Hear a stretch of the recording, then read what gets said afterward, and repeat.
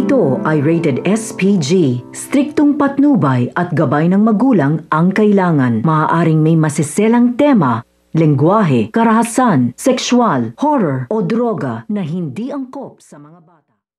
Nagkita na nga ito nga si Moira at ito nga si Zoe sa airport at agad nga kinamusta nga nito ni Moira ang pinag-uutos nga nito kay Zoe sa kanyang ama na si Doc Tanyag. Sinabi nga nito ni Zoe na paniwalang-paniwala na nga ito nga si Doc Tanyag sa kanya, kung saan nga alam na nga nito na mahal na mahal nga nila ang isa't isa. Kaya natutuwa nga ito nga si Moira dahil alam nga niya na mas mapapadali nga raw nga nito papirmahin ang papeles nga na kinakailangan niya upang makuha nga na ang kanyang shares. Subalit hindi nga nito alam na bago pa nga pumunta nga ito nga si Moira sa US ay nakatawag na nga ito nga si Giselle dito nga kay Doc Tanyag upang balaan niya nga ito na kung mag-usap nga sila ay huwag nga pakikinggan nga ito nga si Moira dahil ito nga raw ang tunay na masamang tao at talagang sinisiraan nga lang itong mga si Lynette at itong si Annalyn.